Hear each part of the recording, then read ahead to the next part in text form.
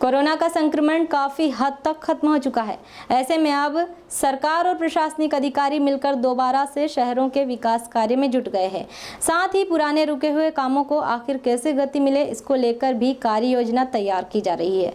इंदौर में होने वाली अधिकांश विकास कार्य इंदौर विकास प्राधिकरण द्वारा किए जाते हैं।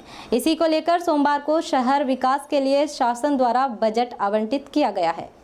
वित्तीय वर्ष 2020-2021 के बजट में इंदौर के विकास के लिए 395 करोड़ की राशि आवंटित की गई थी, लेकिन कोरोना काल के चलते कई महत्वपूर्ण योजनाएं मूर्त रूप नहीं ले सकी, जिसके बाद सोमवार को एक बार फिर से विकास कार्यों के लिए बजट आवंटित किया गया। वित्तीय वर्ष 2021-2022 के लिए 515 करोड़ रुपए व्यय का प्रावधान रखा गया। इस बार इंदौर को बड़े मेट्रो शहर की तर्ज पर तैयार करने की योजना बनाई गई है। इसमें शहर के विभिन्न चौराहों पर नो फ्लाईओवर बनाए जाएंगे ताकि यातायात सुगम हो सके।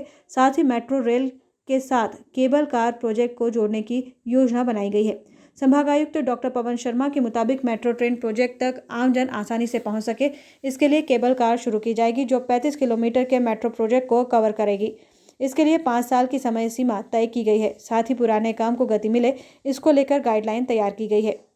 देखिए, जो जनवरी में सिटी का एक रोड मैप बनाया गया था कि आगामी 5 साल में हम सिटी को इस रूप में देखना चाहते हैं, उसको बैकग्राउंड में रखते हुए इस साल बजट का निर्माण किया गया है।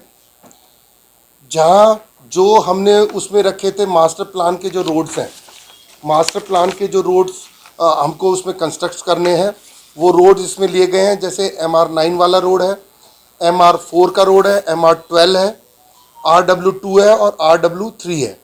ये रोड्स मेनली हमने मास्टर प्लान के लिए हैं। एक तो इस बार हम जो 9 फ्लाईओवर हैं उनका फिजिबिलिटी स्टडी करा रहे हैं, और जैसे जैसे वो फिजिबल स्टडी कंप्लीट होगी उसका निर्माण भी फिर किया जाएगा। ये है रेडिसन वाला, Bhanwar Kuan, Vijaynagar, IT park, Musakhedi, Khajrana, MR9, Regal, और उसके बाद अभी लवकुश, महूनाका और देपालपुर चौराहे। 4, 5 और 8 आप इनकी डिटेल्स प्राप्त कर सकते हैं, और 2 में अभी कुछ संशोधन होना है तो उनको भी इस बार लिया जाएगा। एक सुपर कॉरिडोर में बहुउद्देशीय खेल परिसर को लिया है। 1-2 और महत्वाकांक्षी चीज़ें ली हैं कि जो हमारे रिहायशी प्लॉट हैं वो फ्री होल्ड उतनी मात्रा में नहीं हो पा रहे हैं। उससे क्या होता है कि व्यक्ति को हर कार्यालय में बार बार जाना पड़ता है अगर वो कंस्ट्रक्शन करना चाहता है। तो इस बार टारगेट लिया गया है कि हम रेजिडेंशियल वाले जो प्लॉट्स हैं उन रेजिडेंशियल वाले प्लॉट्स को फ्री होल्ड कर दें, तो व्यक्ति को कम कार्यालय जाना पड़ेगा। और IDA भी एक तरह से समझ लीजिए, ID की तरफ से वो छुट्टी हो गई और व्यक्ति अपना कंस्ट्रक्शन आराम से कर सकता है। ID की NOC की आवश्यकता नहीं पड़ेगी।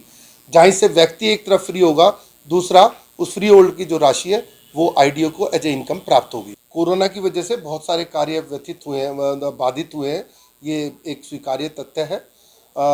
अब जैसे कोरोना की सेकेंड वेव समाप्त हो चुकी है, अब फिर उन कार्यों को स्पीड से लिया जा रहा है। इसी क्षेत्र में मेट्रो रेल भी प्रस्तावित है, यही पे आप जो केबल कार है उसके साथ ज्वाइन किया जाएगा।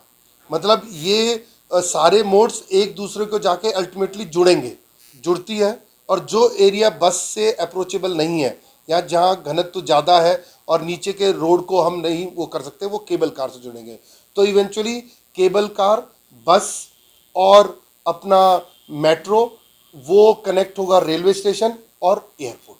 तो सारे ऐसा नहीं, दोनों सेवाएं एक साथ एक ही एरिया में रहेंगी। मैं पुनः बताना चाहूँगा, केबल पार मेट्रो एक पूरा एक तरह से रिंग है अराउंड द सिटी। उस रिंग में जो उसके विभिन्न रेलवे स्टेशन हैं उसको केबल कार से जोड़ा जाएगा, एक दूसरे से जुड़ जाएंगे अल्टीमेटली। तो जब हम फाइनल काम करेंगे तो सारे के सारे मोड्स के कंसल्टेंट एक साथ मिलकर फाइनलाइजेशन करेंगे।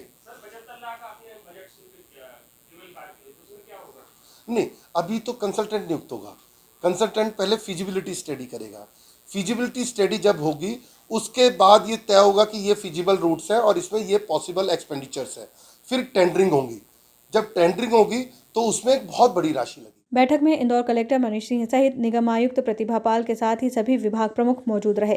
इस बैठक में सभी ने शहर के विकास कार्य को लेकर अपनी राय भी दी। ब्यूरो रिपोर्ट, खबर कोश न्यूज़, इंदौर।